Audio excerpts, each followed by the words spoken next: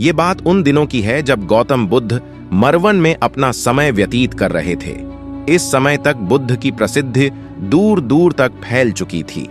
बहुत दूर दूर से लोग अपनी चिंताओं और परेशानियों का समाधान खोजने के पास आते थे। ऐसे ही एक दिन जब बुद्ध मरवन में अपने शिष्यों को प्रवचन दे रहे थे, तो एक अधेड़ उम्र का व्यक्ति अपने 20 वर्ष के पुत्र को अपने साथ लिए बुद्ध की तरफ चला आ रहा था। जब वह प्रवचन स्थल के पास पहुंच गए तो एक नजर उन पर डाली और बुद्ध ने इशारे से उन्हें बैठने के लिए कहा। जब प्रवचन समाप्त हो गया और सभी लोग वहां से चले गए तो बुद्ध ने उस व्यक्ति को अपने पास बुलाया और बैठने के लिए कहा। वहां चारों तरफ हरियाली छाई हुई थी। मौसम बहुत सुहाना था और तरह तरह के पक्षियों की आवाजें गूंज रही थीं। ऐसा नजारा देखकर उस व्यक्ति को अंदर से असीम शांति महसूस हो रही थी। इसके बाद बुद्ध ने उस व्यक्ति से आने का कारण पूछा तो इस पर व्यक्ति ने कहा कि मैं 2 दिन की लंबी यात्रा करके अपने पुत्र को आपसे मिलवाने लाया हूं। ये मेरा इकलौता पुत्र है और ये हर समय थका थका रहता है। ऐसा लगता है जैसे इसके अंदर कोई जान ही नहीं है, कोई प्राणी नहीं है। इसका स्वभाव भी काफी चिड़चिड़ा हो गया है। अगर हम इससे कुछ भी कहते हैं तो यह हमारी छोटी छोटी बातों पर गुस्सा हो जाता है। इसके देखने की क्षमता भी उम्र से पहले ही कमजोर हो गई है और इसके बाल भी सफेद पड़ने लगे हैं। इतनी कम उम्र में इतनी बड़ी उम्र का लगना, मुझे तो कुछ समझ नहीं आ रहा कि इसके साथ हो क्या रहा है। मैं अपने पुत्र के स्वास्थ्य को लेकर बहुत चिंतित हूं। जब मैं अपने पुत्र को वैद्य जी के पास लेकर गया तो उन्होंने कुछ औषधि दी और कहा, अपने पुत्र को तनाव कम लेने के लिए कहो। वो अपने दिमाग में बहुत अधिक तनाव लेता है, इसलिए उसकी ऐसी हालत हो गई है। लेकिन मुझे उनके बहुत समझाने के बाद भी तनाव का मतलब समझ नहीं आया। मुझे नहीं पता कि तनाव होता क्या है, ये किन कारणों से आता है और उसे कैसे अपने पुत्र के दिमाग से निकालूं। लेकिन मुझे सबसे पहले तो ये समझना है कि तनाव होता क्या है। इसीलिए मैं आपके पास आया हूं। कृपया आप मेरी समस्या का समाधान कीजिए। ये सुन बुद्ध उसके पुत्र को ध्यान से देखते हैं, उसके चेहरे को देखते हैं, उसकी आंखों को देखते हैं और फिर उसके हाथों की नब्ज को भी देखते हैं। ये सारी विधि करने के पश्चात बुद्ध उस व्यक्ति से कहते हैं कि तनाव लेना तो कोई नहीं चाहता, लेकिन फिर भी यह तनाव लोगों के दिमाग को दीमक की तरह पकड़ लेता है और व्यक्ति जान भी नहीं पाता कि वह तनाव में जी रहा है। लेकिन अगर व्यक्ति तनाव के कारणों को अच्छे से समझ लेता है और तनाव के बारे में कोई ऐसा पैमाना बना लेता है जिससे वह जान सके कि वह कितने तनाव में है, तो वह इस समस्या का समाधान भी खोज सकता है। सबसे पहले तो तुम ये समझो कि तनाव होता क्या है। जब भी कोई व्यक्ति कोई काम कर रहा होता है लेकिन उसका मन कहीं दूर भटक रहा होता है, कल्पनाओं में होता है, तो उसके शरीर और मन के बीच एक दूरी पैदा हो जाती है। यह दूरी जितनी अधिक होगी, व्यक्ति उतनी ही ज्यादा बेहोशी की अवस्था में होता है और शरीर व मन के बीच की इसी दूरी, इसी खिंचाव को तनाव कहा जाता है। आखिर कोई पसंदीदा खेल खेलने के बाद व्यक्ति चुस्ती और प्रसन्नता से क्यों भर जाता है, जबकि उसने तो अपने शरीर को थकाया है। लेकिन समझने वाली बात यह है कि खेलते समय मन और शरीर एक साथ पूरी तरह से उस खेल में केंद्रित होते हैं, जिससे शरीर और मन के बीच दूरी पैदा नहीं होती और कोई तनाव पैदा नहीं होता। और अगर दिमाग में कोई तनाव था भी तो वो भी दूर हो जाता है।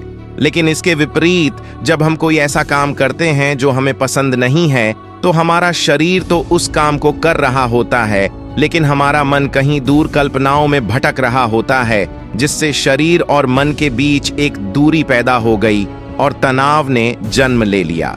इसीलिए व्यक्ति को एक समय पर सिर्फ एक ही काम करना चाहिए और अपने तन और मन की सारी शक्ति उसी एक काम पर लगा देनी चाहिए, जिससे व्यक्ति के अंदर तनाव पैदा ही ना हो। इसके बाद बुद्ध ने कहा, तनाव पैदा होने के मुख्य 8 कारण होते हैं और जिसने इन कारणों को समझ लिया वो जीवन भर तनाव मुक्त रह सकता है। मुख्य कारणों में सबसे पहला कारण है अति महत्वाकांक्षी होना। महत्वाकांक्षी होना अच्छी बात है, लेकिन क्या कभी आपने इस बात पर ध्यान दिया है कि इंसान के लक्ष्य कभी पूरे ही नहीं होते। उसका एक लक्ष्य पूरा हुआ नहीं कि वह दूसरे की तरफ भागने लगता है, दूसरा पूरा हुआ तो तीसरे की तरफ, और इस तरीके से वो अपने लक्ष्यों को पाने के लिए जिंदगी भर गोल गोल घूमता रहता है। इसीलिए जो व्यक्ति अति महत्वाकांक्षी होता है, जिसने कई लक्ष्य बनाए होते हैं, वह वर्तमान में कभी रह ही नहीं पाता। उसका मन सदैव भविष्य की योजनाएं बनाने में ही व्यस्त रहता है। उसका शरीर तो वर्तमान में रहता है, लेकिन मन भविष्य में ही रहता है, जिससे मन और शरीर के बीच दूरी पैदा हो जाती है और वह तनाव भरी जिंदगी जीने लगता है। बुद्ध के मुंह से यह बात सुन उस लड़के ने कहा, तो फिर इसका मतलब है कि हमें लक्ष्य नहीं बनानी चाहिए, क्योंकि लक्ष्य बनाना भी तो महत्वाकांक्षा ही है। इस पर बुद्ध ने कहा, जीवन में लक्ष्य बनाना कोई गलत बात नहीं है, लेकिन समस्या तब उत्पन्न होती है जब वो अपना पूरा ध्यान उस लक्ष्य से मिलने वाले परिणाम पर ही लगा देते हैं और उसके परिणाम की चिंता करते रहते हैं। व्यक्ति को वर्तमान में जीना आना चाहिए।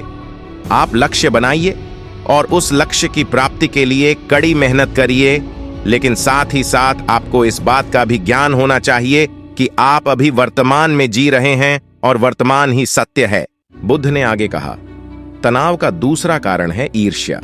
जब व्यक्ति ईर्ष्या और जलन से भर जाता है तो उसका मन अंदर से सड़ने लगता है। ईर्ष्या एक आंतरिक घाव है। आंतरिक घाव यानी मन का घाव।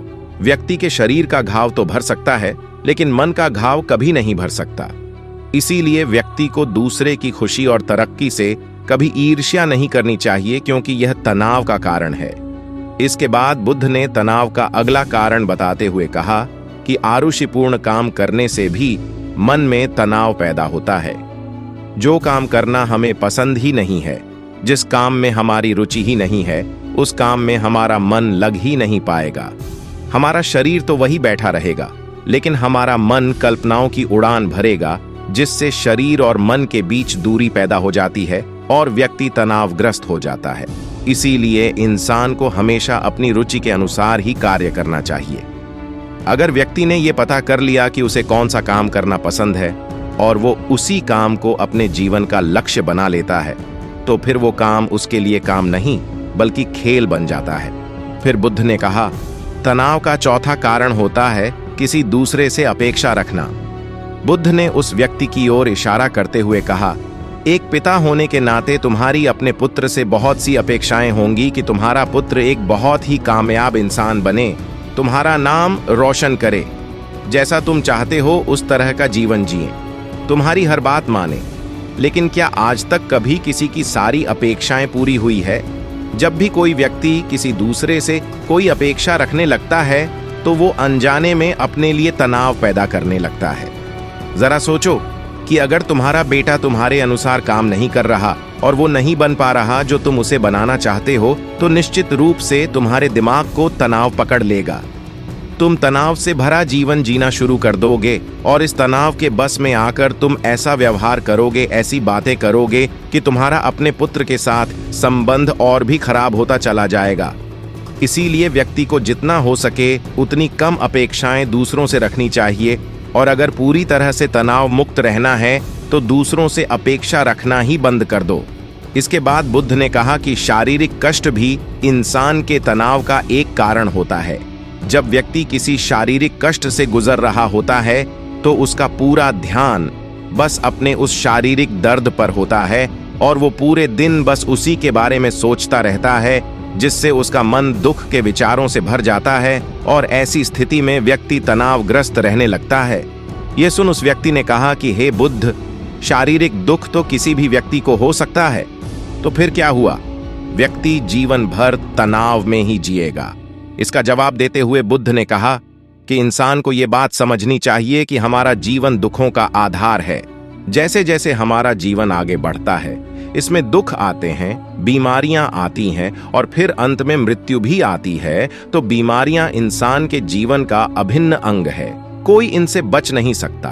बस किसी किसी के जीवन में ये समय से पहले आ जाती है तो किसी के बाद में, पर आती सबको है।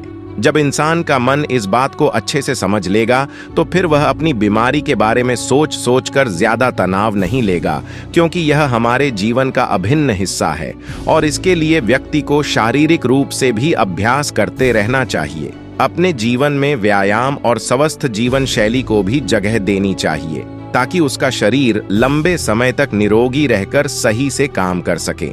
तनाव का अगला कारण होता है अपनी योजनाओं को समझने के लिए समय न देना। कुछ लोगों के दिमाग में कोई विचार आया नहीं है कि वो बिना सोचे समझे उस पर काम करना शुरू कर देते हैं, और जब उस काम में उन्हें असफलता मिलती है तो वह तनाव से भर जाते हैं, क्योंकि उन्होंने उस काम को शुरू करने से पहले उसके बारे में पूरी जानकारी इकट्ठा नहीं की थी। इंसान को कोई भी काम शुरू करने से पहले उसके अच्छे और बुरे परिणामों के बारे में ठीक से सोच विचार कर लेना चाहिए। इंसान को इस बारे में भी सोच लेना चाहिए कि अगर ये योजना सफल नहीं हुई तो फिर इसके बाद मैं क्या करूंगा। इसलिए व्यक्ति को अपनी योजनाओं को ठीक से समझने के लिए पूरा समय देना चाहिए, ताकि बाद में उस योजना की वजह से तनाव पैदा ना हो। तनाव का 7वां कारण होता है टाल मटोल करना, आज के काम को कल पर टालना। आप लोगों ने ये कहावत तो सुनी होगी कि आलस्य इंसान के शरीर का सबसे बड़ा शत्रु है। इंसान आलस्य की वजह से आज के काम को कल के लिए टाल देता है, और फिर काम को टालना उसकी आदत बन जाती है।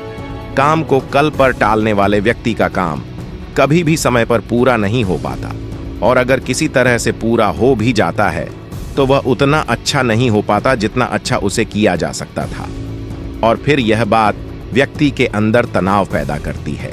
लेकिन काम को टालना या काम को एकदम अंत समय पर करना एक आदत है, इसीलिए व्यक्ति ना चाहते हुए भी बार बार अपनी इस आदत का शिकार बन जाता है और काम को टालता रहता है, और फिर जब काम की समय सीमा पास आ जाती है तो वह तनाव से भरकर काम को पूरा करने का प्रयास करता है।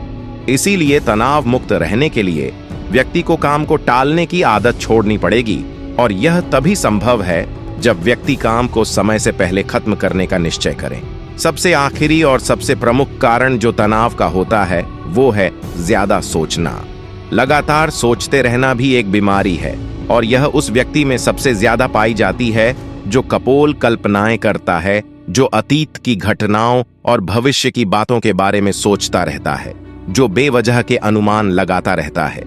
इसीलिए व्यक्ति को ज्यादा सोचने की आदत पर लगाम लगाना चाहिए।